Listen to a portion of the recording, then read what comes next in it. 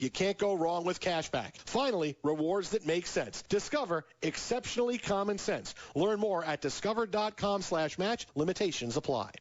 Life insurance, while a sensitive topic, is a vital part of smart financial planning, particularly for parents. For a minimal cost, a life insurance policy can provide a means to guarantee that the people who depend on you will be taken care of in the future. Talk to Matt and the team at Hupe Insurance Services about obtaining coverage to ease your worries and secure financial stability for those closest to you. For over 3 decades, Hupe Insurance Services has been helping people just like you get the right life insurance coverage for a cost that fits their budget. Remember, a difficult conversation today could mean peace of mind tomorrow. Find comfort in the experienced and knowledgeable staff of local agents at Hupe Insurance Services. Call 486-7488. That's 486-7488.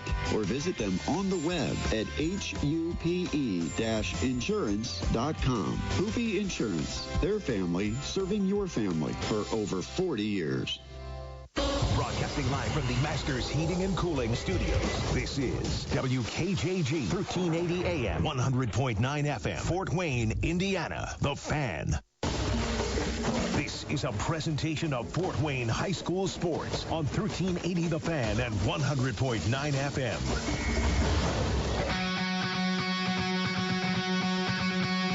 The Hupe Insurance Services High School Coaches Show. Hupe Insurance, our family serving your family for over 40 years. Here's your host, Justin Kenny. Hello, everyone. Welcome in. We are back for another season. Yes, it is the High School Coaches Show here on 1380 The Fan, 100.9 FM, presented by Hupe Insurance Services. Here all football and basketball seasons long to break down every week of the football and basketball seasons. We'll talk to coaches. We'll talk to some analysts as well and give our insight throughout the next several months as we wrap up the fall season into the winter season, heading into the spring. So join us here each and every Thursday evening at 6 o'clock. Tonight, a bit of an abbreviated show. We'll give way to the Fort Wayne Tin Caps and Dayton Dragons coverage starting at 6:45 out at Parkview Field. Before that, we'll get to a couple coaches that'll join us about 6:15. Coach Brett Fox, Columbia City Eagles, will join us. We'll talk about the Whitley County Showdown against the Cherubusco Eagles coming up tomorrow evening. And then at the bottom of the hour, Coach Ben Johnson, Northside Legends. It'll be his Legends against the Snyder Panthers coming up tomorrow evening out at Spooler Stadium, a rematch of what was a instant classic a year ago out at Chambers Field on the campus of Northside High School. A last-second field goal by Nick Talamentes, lifting Snyder to a 29-28 win. But we're going to kick it off as we do each and every week, back by unpopular demand, Mr. Brice Vance, who joins us on the line right now. Brice, how are you? I'm doing great, and I love unpopular demand. I mean, nobody asks for this. No, nobody does. Not at all. But yeah, here we are, right? Yeah, you asked me, so I mean, and I don't know how popular you are. I mean, not very. Maybe, yeah. I would say that's accurate. So, two guys that absolutely should not be on the radio at any time are joining us here to talk some high school football. So, well, looking at what we got tomorrow, Brice, I mean, it's always, the eternal optimist in everybody. Everybody's undefeated, right? But also everybody's winless at this point in the season. So when we look at what's going down tomorrow, and I think, there's kind of a love-hate thing with what we have in the SAC. Of course, this is the last year of the current format, 9 regular season weeks, 9 conference games. Tomorrow or next year, we will split the conference in 2. We'll have a couple non-conference weeks. But there is something to be said about jumping into the deep end of the conference race right away in week 1. It's the only area conference that does so. And we have some big ones tomorrow. We look at Carroll Lures. We look at Northside Snyder. We look at Wayne Bishop DeWanger. So what do we see as some of the talking points of the SAC jumping right into the league race, the battle for the bell, starting tomorrow night? Yeah, I think these, at least a couple of these matchups, could go a long way in deciding the conference crown later on in the season. You definitely don't want to start off 0-1 because if you were to get a second loss somewhere down the line against one of the better teams in the conference, that kind of ruins your chances. You can, kind of get away with a loss as we saw last year with Carroll and in them being able to finish off the rest of the regular season unbeaten and share the conference title. But it really starts, talk about the pros and the cons, and, they splitting up the schedule for, next season, hopefully splitting up the conference and then allowing for the non-conference games. That's more along the lines for hopefully better results in the postseason, I believe, with playing some bigger schools, some different opponents, and getting different experience that way. But I do see the benefits of jumping in right away because some of these teams are going to be tested right away. I think, both with the Carroll and the Bishop Luers matchup, you have two unproven quarterbacks that have a little experience, some in garbage time and stuff like that. And the Carroll defense, I think, is probably one of the better units in the area, in the SAC, led by Dylan Bennett, who's probably one of the best linebackers, in the area. And it's definitely going to be a test for both those quarterbacks. It could go, either way with, could this be a shootout back and forth because these teams don't know how to attack these quarterbacks, or could these quarterbacks, be struck by the bright lights of Friday night, and we could see a low-scoring game out of Knights Field. Brice, when we look at a particular matchup, Wayne and Bishop Dwenger, I think there's a lot of discussion about this game. Could Wayne go in and get a win? They doubled their win total last year to 4 wins. You look at Lamarion Nelson coming back, one of the better running backs in the area, if not the best running back in the area. People are looking at Bishop Dwenger and say they could slip. They were 7-5 last year, but they did knock off Snyder in the sectional championship game in convincing fashion. So could this be an upset alert? Bishop Dwenger has won 10 straight games in the series. Does Wayne have a shot to go into Shields Field tomorrow night and get it up? I think the only shot that Wayne does have is if Lamarion Nelson goes off, because I think the Luers defense is still pretty stacked, and they bring back a lot from last year's team on the defensive side. Offensively, they bring in a new talent like C.J. Davis, and, how are they going to be able to utilize him and be able to put him in different situations and get him the ball in open space. I still think, overall, Bishop Dwenger is probably still the better team, even though that Wayne might have the best player on the field and may be able to do some electric things and might keep him in it for a long time in this game tomorrow night. But I think overall, Bishop Dwenger's defense is going to be able to slow down and control Nelson just enough to pull out probably a pretty close victory, maybe more than expected, and you probably wouldn't say that going into a matchup, but maybe at this time last year. He is Brice Vance joining us here on the Hupe Insurance Services High School Coaches Show. And, elsewhere we got a bunch of non-conference matchups, and we'll talk about the Battle of Whitley County coming up tomorrow night, Cherubusco and Columbia City. Columbia City has won the first 2 in this matchup, dating over the last 2 years in convincing fashion. Greg Bolt's gone from Columbia City. Cherubusco gets Riley Burhoff coming back, and they could potentially be a threat in the NECC small school division. But what do we expect out at CC tomorrow between these two teams? Yeah, I expect it to be the Riley Burhoff show, and if he can, elevate his play from pretty tremendous play last year over the course of the season, being Mr. Everything for Cherubusco last year, doing it mostly on the offensive side, through the air and on the ground, and showing up in spots and special teams and on defense as well. Can he finally get this team over the hump over Columbia City, which Columbia City has dominated this matchup in the last 2 seasons? There are only 2 matchups. Cherubusco has only scored 7 points combined in the last 2 years. So if Cherubusco's able to, get a season-opening victory, I think that it's all going to come down to Riley Burhoff and Wyatt Marks and a whole bunch of other guys that are coming back for Cherubusco and are very experienced. If they're going to go into CC, I think it's mostly going to rely on Riley Burhoff and moving this offense down the field consistently and getting into scoring position and threatening this Columbia City team that like you said, lost quite a bit, but still has some pieces that are back that are still pretty experienced, and is not going to be a rebuilding effort in Columbia City by no means, but still maybe not as tough and formidable as they were last year. Brice, when we look at the NE8 starting off tomorrow, there's a lot of really interesting matchups coming up outside of the conference. We talked about Cherubusco, Columbia City. I think DeKalb Angola has some intrigue.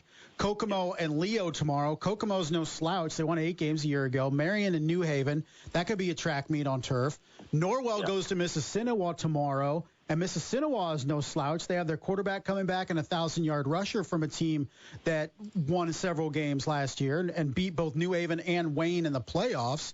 You know, Plymouth East Noble looks good on paper, although Plymouth went winless last year, so they're kind of in transition. But there's a lot of games to keep an eye on in the surrounding area when we're talking Northeast 8 matchups tomorrow. Yeah, the one that probably intrigues me the most is Kokomo at Leo. You mentioned, the Wildcats coming off an 8-3 season. They bring back their starting quarterback, who's a dual threat guy, and can, obviously do it through the air, and then did it very proficiently.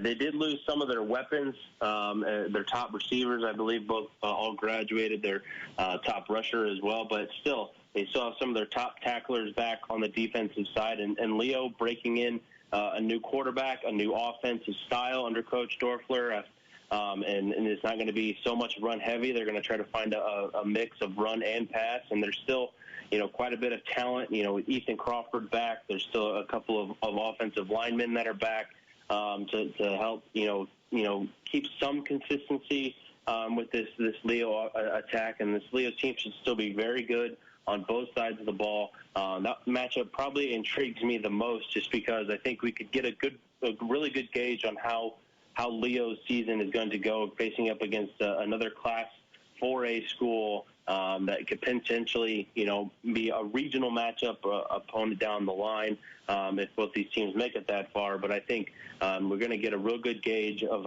how good Leo is tomorrow, and on all the other teams too that we talked about. I think for East Noble, they're kind of, I think, in a transition year. This might be, as much as East Noble has, reloaded and not rebuilt over the last, 5 years or so under Coach Luke Amstutz, this might be the most rebuild type year that they have, with all the new faces that are going to be present. The one consistency that they do have is Xander Brazel, who, performed very well as a sophomore in his first year. Is going to be working with a lot of new offensive pieces, and a new face in the backfield, some new faces up front, and that defense graduated a lot of guys as well, but they have built a consistent program over the last few years, and I think that East Noble should win pretty convincingly, as Plymouth has been down, as you mentioned, winless last year. They're still probably pretty down, pretty young team, but East Noble should, come out with a victory and probably be tested over the next couple of weeks. Brice, a final game I wanted to ask you about coming up tomorrow evening, and it's going to happen in Garrett with the Railroaders. 4 straight losing seasons for the Railroaders. There's optimism again this year, despite some losses to graduation. Meanwhile, Adams Central coming to town tomorrow evening. Coach Michael Mosier, one of the biggest coaches in terms of tempering enthusiasm. Despite what that team lost, they're still absolutely loaded. Could Garrett at least hang around with Adams Central? Because I think, this time every year we're kind of waiting for Garrett to put it together.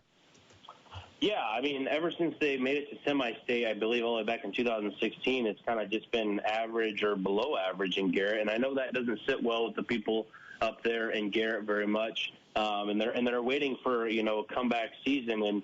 And they might see some flashes of that this year with Aiden Lytle back, Robert Koski back in the backfield. I mean, that 1-2 combination back there at least provides some hope offensively, because the offense was very inconsistent last year in scoring. They would have, a couple of scores. There was a couple of games where they would score, about 28 points, and then the next week they would score 0. And they're just looking for some consistency on the offensive side of the ball.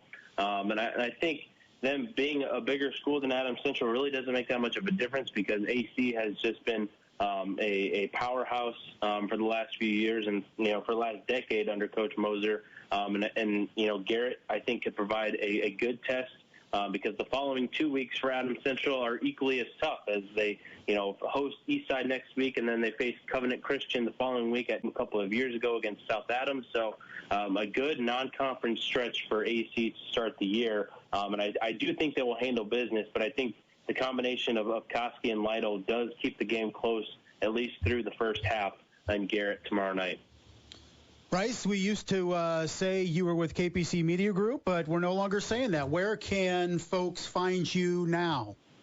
That is correct. I am no longer with KPC Media Group. I am with Outside the Huddle now, as I believe you are very familiar with that. Yeah, I'm familiar. Fine organization. Working alongside Blitz, Bounce as well once basketball season comes around. So I've had an article, at least one article published so far on Outside the Huddle, and have another one coming out tomorrow. And tomorrow for game coverage, I will be out at Gandy Field for Cherubusco at Columbia City. Great lead in as we're going to talk to Coach Fox here in just a couple minutes. We'll get the breakdown of that. But, Brice, appreciate it. Back to start off the show each and every Thursday for better or worse. We appreciate it. All righty. Thank you, Justin. All right, buddy. That was Brice Vance joining us with Outside the Huddle now, outsidethehuddle.net. So if you want to check out Brice Vance's work, head on over there to check it all out. And once again, he'll be out at the Whitley County Showdown tomorrow night between Cherubusco and Columbia City. We're going to look at that game in detail when we come back with Columbia City head coach Brett Fox. Also, Ben Johnson, head coach of the Northside Legends, also will join us between now and 6:45 when we give way to Tin Caps Baseball. You're listening to the Hupe Insurance Services High School Coaches Show on 1380 The Fan, 100.9 FM. No voting machines connected to the internet. Voter identification required. You hear a lot about voter security lately. The state of Indiana has more than 20 security procedures in place. These are just a few to ensure that all votes are secure and accurately counted. Machines not interconnected. Homeland Security. Okay, that's a lot. So you can rest assured that in Indiana, your vote is private, protected, and accurately recorded. You can count on it. Sponsored by the Indiana Secretary of State, this station, and the Indiana Broadcasters Association. It's the back-to-school bonanza from Shield Exteriors, home of the True Lifetime Warranty. Text the word SHIELD to 46862 and register to win a grand prize of $5,000 in back-to-school cash. Shield Exteriors Roofing, protecting what matters most. It's Chris Broussard, and now a message from Discover about real rewards. If you're a loyal credit card customer, you should be rewarded for your loyalty. Simple as that. Preferably with something you actually want and something you can actually use. Something like Cashback Match. Discover matches all the cash back you've earned at the end of your first year automatically, dollar for dollar. Because when it comes to rewards, you can't go wrong with Cashback. Finally, rewards that make sense. Discover, exceptionally common sense. Learn more at discover.com/match. Limitations apply. Hey, it's Jason Smith, and now a message from Discover about customer service and common sense. When you have credit card questions, it's nice to have them answered by a real live person. You know, a human being who actually understands your issues and works to resolve them. Someone with a knack for helping others and a pulse. In other words, what you don't need is a robot. And that's why Discover offers helpful U.S.-based representatives available 24/7. We call this live customer service, emphasis on the live. Discover, exceptionally common sense. I expected it to be a lot easier. I thought it was going to be a piece of cake. I didn't know what step to take next. I was transitioning from the military. I was a vehicle gunner. An avionics specialist. I was an MP, military police. My friends thought I could do anything. I missed my unit, my family. Playing with my daughter, I felt like a stranger. I was overwhelmed. I couldn't sleep. I just wanted to be by myself. I didn't have a clear sense of what to do next. I was too proud. And then I thought, if I'm going through this, other veterans have gone through it too, right? I started to open up. And it made a huge difference. So I reached out, and I saw that I wasn't alone. Because before I was able to take on my next mission, I had to take on just taking care of myself. To find purpose. Go to MakeTheConnection.net to learn how other veterans have overcome the challenges of transitioning out of the military. Now Back to the Hupe Insurance Services High School Coaches Show on Fort Wayne Sports Station, 1380 The Fan and 100.9 FM. Welcome back to the Hupe Insurance Services High School Coaches Show. Justin Kenny here, holding it down to about 6:45 as we inch ever closer to week one of the high school football season kicking off here throughout the state of Indiana tomorrow night. You can listen to the game of the week here on 1380 The Fan, 100.9 FM. The guys will be out at Homestead High School. If you can find your way around the maze and get your way to the football field, Dave S. Walters Stadium, it will be Northrop and Homestead coming up tomorrow night. The pregame show at 6 o'clock, kickoff at 7, and then, of course, afterwards at the Pizza Hut, you can listen to the postgame show, scores, highlights, and everything else you need to know on the opening night of high school football. And joining us right now, we'll talk some Columbia City football with our buddy Brett Fox, head coach of the Eagles. Coach, how are you? I'm great, man. You doing all right? Oh, we're hanging in, man. And it's mixed emotions right now, and that was kind of my first question for you. And as a coach, what are some of the emotions going through the minds and bodies right now of head coaches throughout the state of Indiana? I think it's just a little bit of excitement. Like you just pumped up. You're ready to go. I've had some people ask me today at school, "Hey, Coach, you ready for Friday night?" And it's like, yeah, man. And it's a little bit different than some other years. And this year I think I'm just really excited. And you're kind of losing sleep, just like the guys probably are. It's a different kind of feel this year. We're excited about it, and you're just as nervous as the kids. And one of the things I like to do traditionally, and I think my wife hates it, but I love to watch Boys of the Fall, the Kenny Chesney documentary. And then I follow that up with Varsity Blues, because by that time she's asleep because she wants nothing to do with Varsity Blues. Really? It's a great movie. It's great. I know. That's what I try to tell her. It teaches you a lot of what not to do. Yeah, right. I have to imagine something. Maybe one emotion is relief. Are you actually, relief that we're finally getting started and playing some football games? Exactly. Yeah. Relief. Last week when you have the scrimmage, it's kind of nice because you're hitting somebody else, but it's not the same. You got so many snaps that you're allowed to have people in. You've got, so many situations that you want to work and you want to go after, and you want to be kind of vanilla, but this is it's the real deal, and there is some relief.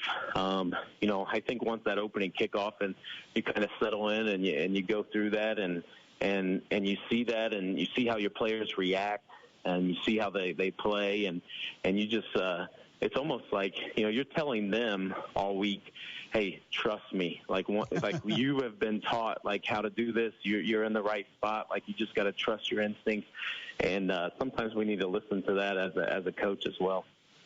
Well, one unexpected thing we have with Columbia City, seemingly for the first time in 8 years, Greg Bolt won't be behind center, and he was always kind of a given, right? And I'm sure with you too is, okay, I got Greg back there, let's just build out from that. So how does that change things now, not having Mr. Bolt back there?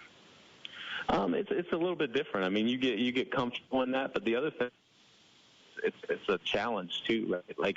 I've had four years with Greg, and so you had a year or two where you're learning.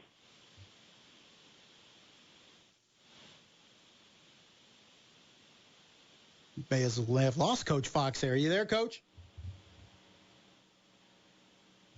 Well, effort to get Coach Fox back here as he had a bit of a dead spot. But, yeah, he was talking about Greg Bolt, and it's something that you take so much for granted when you have an experienced football coach, a first-time 4-year starter at quarterback is pretty wild. And it's something that you just get used to having back there because he's just a constant. And just having him back there time and time again for 4 straight years is pretty wild. So, for them to now have to move on from Greg is huge. And Coach, are you there? Still don't have Coach.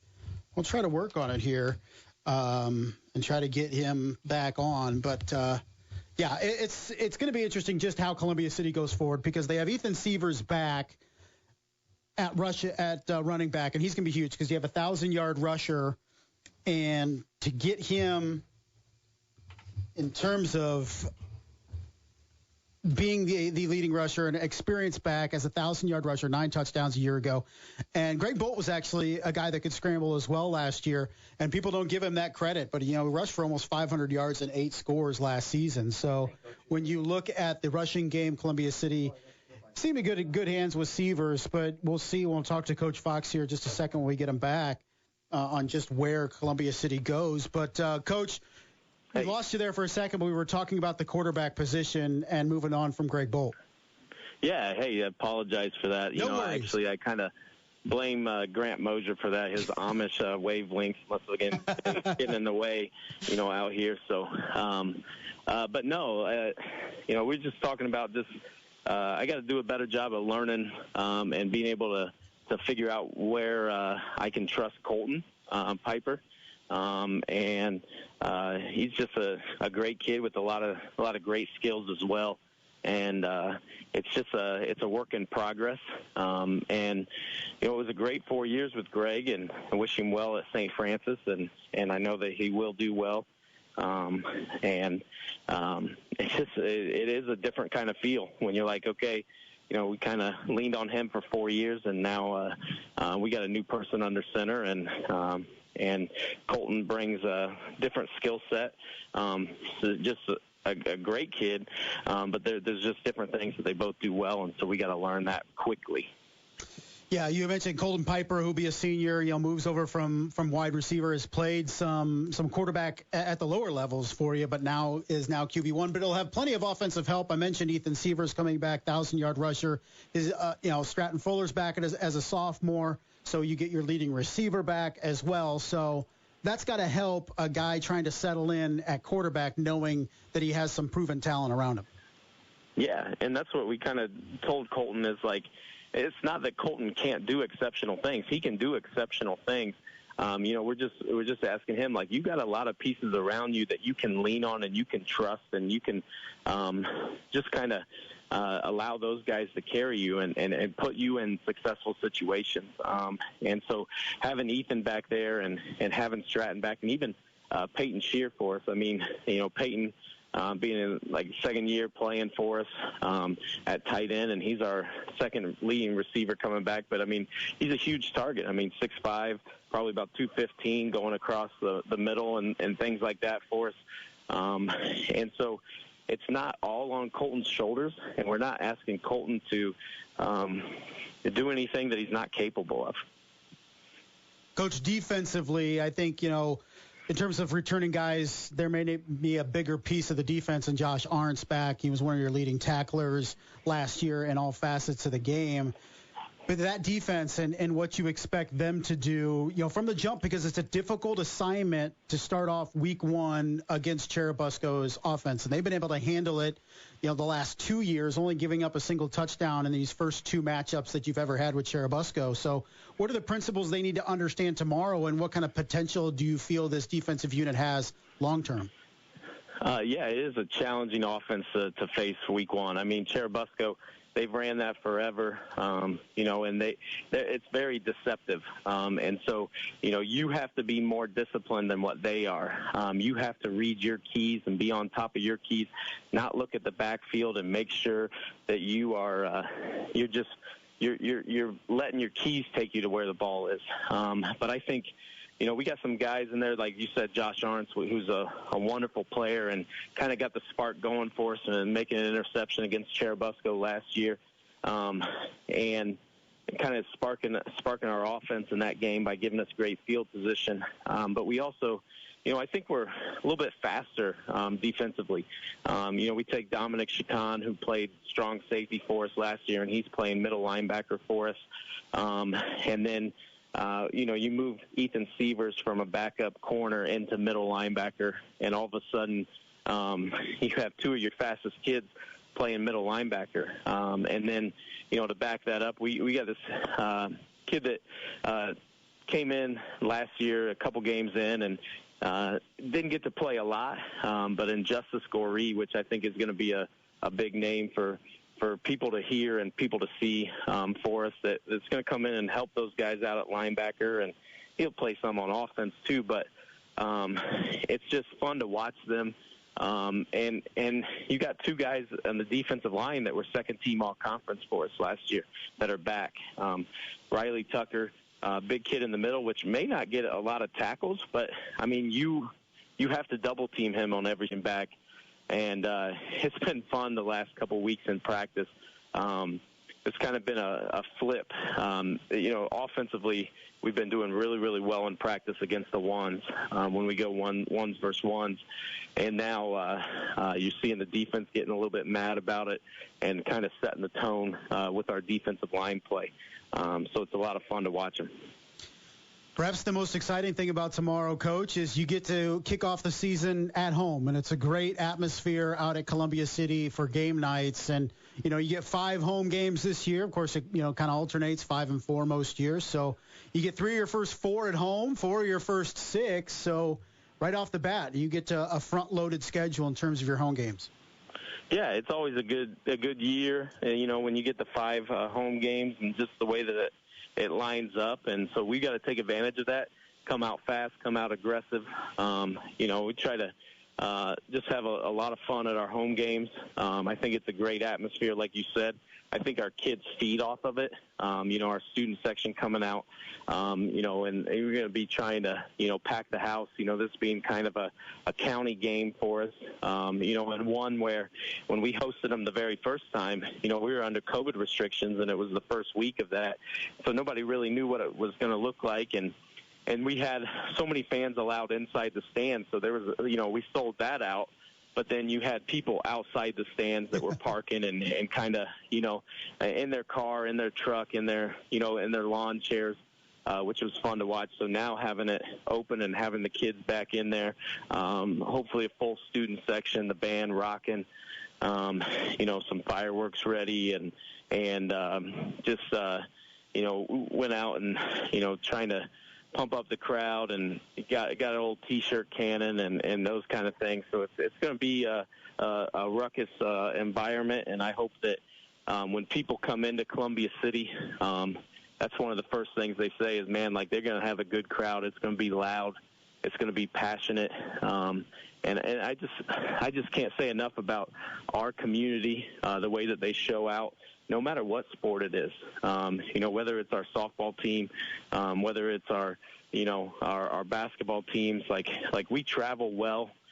People like to play against us because they know we're going to pack the away stands, we're going to pack the home stands, and it's just a fun atmosphere. So if you haven't traveled over to Columbia City to see a game, you like to go different high school games, encourage you to come over. The comment we get all the time is it feels like a college campus because we got our middle school and one of our elementaries on the same campus here. It's our beautiful new high school, but it's gorgeous. Wonderful facility out there at Columbia City for sure. Coach, appreciate you joining us. Good luck tomorrow night against Busco. Yeah, hopefully it goes smoother than our phone call, and I don't have any drop reception or anything like that. So thanks for having me on, and I can't believe you're making me kick it off for you, so you must have been desperate tonight. Yeah, it goes uphill from here for sure. Hey, take care. All right, buddy. So, yeah, that was Coach Brett Fox from the Columbia City Eagles joining us here on the High School Coaches Show. We're going to take a break. We'll talk SAC football when we come back. Northside coach Ben Johnson will join us. You're listening to the Hupe Insurance Services High School Coaches Show here on 1380 The Fan, 100.9 FM. This is Matt Hupe of Hupe Insurance Services, and I want you to think of me as your personal shopper for all of your insurance needs. As an independent agent, I can do the research and comparisons to find the right company and coverage that fits your needs, not just sell you a cookie-cutter, one-size-fits-all policy from some of the national companies. Besides shopping price, I look for companies that put you first when it comes to filing a claim. With an independent agency like Hupe Insurance Services, not only do we have dozens of options to find the right policy that meets your needs. We work with companies that deliver service when you need them most. And you always have an advocate that isn't an employee of the company, but has leverage with the company to help you have a stress-free experience. Before you renew or if you have new insurance needs, let's talk about the differences. Contact me, Matt Hupe of Hupe Insurance. We represent you. That's why we say our family serving your family since 1981. Co Heating and Air Conditioning, your independent American Standard heating and air conditioning dealer, one family owned and still going strong for 60 years. Decade after decade, Co Heating and Air has been known for providing quality heating and cooling services that ensure your family stays comfortable year-round. That's no accident. That's a legacy of customer care, excellence, and relationships that have endured from generation to generation. Go with who you know. Go with Co. Proud to be your American Standard dealer. Find them at coheatcool.com today. DQ presents how to experience the new DQ Reese's Take 5 Blizzard with your 5 senses. First, open your eyes and see it all. Reese's peanut butter cups, caramel, peanuts, pretzels. It's beautiful. Then feel it. Oh, it's cold. Next, listen to it. Now, smell it with your nose. Oh, sweet top notes. And finally, taste it. Experience the new Reese's Take 5 Blizzard today. DQ. Happy tastes good. Get it delivered at DQ.com. Delivery subject to availability, additional fees, and minimum order requirements. Get in zone, AutoZone. Welcome to AutoZone. What are you working on today? Starting trouble. No one likes that. We'll get you set up for some stronger starts. You might just need a fresh charge, and we'll take care of that free of charge. But if it is time for a new battery, we've got replacement batteries that'll fit your needs, starting at just $69.99. You can learn more about our battery selection at AutoZone.com. That's what makes us America's #1 battery destination. Get in zone, AutoZone. Claim based on data from the NPD Group 2021. This is the Hupe Insurance Services High School Coaches Show on Fort Wayne Sports Station, 1380 The Fan and 100.9 FM. Welcome back to the High School Coaches Show. I'm Justin Kenny here for about 10 or so more minutes. We'll give way to Tin Caps baseball from Parkview Field. At about 6:45, Tin Caps hosting the Dayton Dragons this evening. Thursday night tonight out at the ballpark. Head on out if you want to enjoy a nice late summer evening outside. If you also want to do that tomorrow, you can head over to Spohler Stadium and check out the Northside Legends and the Snyder Panthers kickoff at 7 o'clock. Head coach of the Northside Legends is Mr. Ben Johnson. Joins us right now. Coach, how are you? I'm doing great. How you doing, sir? Not bad, Coach. And I asked Coach Brett Fox at Columbia City this earlier. I'll ask you, night before the start of the season, what are the emotions going through a high school football coach right now? First of all, I just want to say thanks for having me. And then the next thing is just I'm just feeling real anxious and feeling excited and just feeling just ready to go. You know, I wish, the game was kicking off tonight, but I'm definitely going to get a good night's sleep and, be ready to go tomorrow. So you feel confident you're going to get a good night's sleep. You're not going to be tossing and turning all night. I think I'm probably going to be tossing and turning all night, about 1:30, 2 o'clock in the morning. I just hope that I can be in the bed by midnight tonight. Coach, this has become quite the week one game. A couple years ago, Northside hands Snyder a 30-point loss. Last year it was Nick Talamentes with the long field goal in the closing seconds to win and beat you guys. Was that a game last year that was, immediately out of sight, out of mind, or has it been a galvanizing thing for you guys, in the offseason, preparing for Snyder in week one after what happened last year? Oh, yeah. I mean, you spoke on the game 2 years ago when we played at Northrop. We didn't have any fans. And then, you fast forward to the year after. I mean, it was packed out at Chambers, man. It was almost 3,000 people here. And then, after that loss, we just, the kids talked about it all year long because we know we got to play Snyder week one. And all we talked about is, what can we do better, as far as preparation, as far as more conditioning, as far as, taking care of the kids' bodies, hydrating so we don't, fall into those same things that we did last year with cramping and, stuff like that. So we just been doing all the little things, better than we did last summer, to prepare so we'd be ready to go and we could finish the game. Hey, Coach, when you look at the matchup and you had Brevon Bassett at quarterback last year, and he made some good throws. I feel like people maybe don't give Brevon enough credit for what he did last year at quarterback, but it was very much, his athleticism put him in that situation. And now you have Bodie come over from Bishop Dwenger, and it allows you to move Brayshawn elsewhere. So what does that do for you in two ways? It gives you Bodie, a legit QB1, and it allows you to play Brayshawn off the ball and be a weapon elsewhere.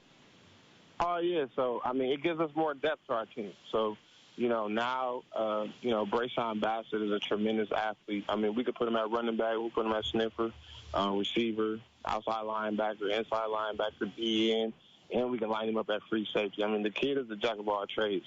But then, Bodie comes in, and now he can throw it all over the place, and he also can run like a gazelle. So it just gives us, more options and just more depth to our team, much needed depth that we needed. And, talking about Bodie Dickerson, saw today he's one of your three captains, and that says something. A kid coming over into the locker room can be new, can be tough to acclimate himself, but it sounds like he's done a tremendous job now being named one of your captains. From day one, Bodie came in the very next day. He was just leading the weight room. We had our kids vote on captains, and Bodie was unanimous decision throughout our whole entire program. The kids voted him as the captain. So if that says a lot about the kid's character. From the first day he walked in, he just doesn't talk the talk. He actually walks it, man, with his leadership and his character each and every day. Yeah, and, of course, his dad, a legacy at Northside, Cliff Dickerson. Remember watching him as a kid play basketball at Northside. So a great guy and great lineage there. And he also played quarterback, too. He did. That's right. Yeah. And he wore number 14, and Bodie's wearing 14 this year. So we're excited. Yeah, I talked to Bodie about wearing his dad's number, and his dad said, you better not shame it. So he's got to show out not just for Coach Johnson, but his dad to not give that 14 a bad name. Right. Coach, when we look at this matchup coming in tomorrow, and even Northside going down throughout the season, is something that we can say is you guys have pieces up front. When you look at Jordan King and you look at Mitch Vargovich on the defensive side and stuff, you have some guys in the trenches that can win some battles. And we know over the rigors of the 9-week SAC season, you got to do that. So we can say Northside has athletes. You do, but, man, I think the optimism is high for what you got up front. Oh, yeah. And you named a couple. Devon Haney Jr., he played both ways for us last year as a sophomore. He's back. He's going to be kind of more one way this year. Then we got Tay Young, Holly Chapman. That kid, he had a great offseason. Christian Stalling, another kid that was voted captain. He's going to be playing some guard for us, helping us out a little bit on defense. That we're excited about. Jeremiah Adams. This year, I feel so great about both of our offensive lines and defensive line that I ever had in these last 3 years that I've been here at Northside. So I'm very excited about, those units because, that's where football games are won on every level. It's the pros, college, all the way down to Pop Warner football. Coach, can't let you go without asking about Tay Bronte Johnson and, a great junior player and a jack of all trades, offense, defense, special teams. Now in his third year of varsity action, what do you expect to see out of Tay on the field on Friday nights? Man, again, I get asked this question all the time about how I feel about the kid. And, I may be biased. I'm his coach, but I just feel like he's the best player in the country. The kid has put on 10 pounds of muscle. He's way more in shape. He's ready for the double teams. He's ready to, be on the field both ways and just doing his thing. And, I'm just so proud of him and his growth. He's been a tremendous leader. If he was a senior this year, he would have been a captain. So that kid just, again, man, we could put him anywhere. We could put him at quarterback. If I need him to play right tackle, he's not going to look at me crazy and block to the whistle. He's just one of those type of kid, and at the game, he's going to tear down the kicking net. So that kid, man, I'm blessed and I'm honored to be able to coach a kid of his caliber, and I'm just excited to see what he does this year to help our team win ball games. Coach, hey, I appreciate the time. Thanks a lot. I know you got a lot to get done here in the last few hours before week 1 of the high school football season tomorrow night. Try to get some sleep tonight. All right, my man? I would definitely try. And again, man, thanks for having me, and thank you for all the, the sports coverage that you do for Northeast Indiana. You do a great job. All right, buddy. Appreciate it. Take care. Good luck tomorrow. All right. Appreciate you. That was Coach Ben Johnson of the Northside Legends joining us here on the High School Coaches Show. His team went 2-7 last year in Coach Johnson's first season, but man, that week 1 game last year, Northside takes a 32-31 lead in the final minute of the game. Snyder gets down the field close enough without 0 timeouts. A Tyrese Brown run out of bounds gives Snyder a tick left. Nick Talamentes makes a 47-yard field goal to win. And that was after he missed short a 48-yard field goal to end the first half that Bronte Johnson returned for a touchdown. So just great game last year, and Coach Johnson now hoping that. Podcasts by Federated Media.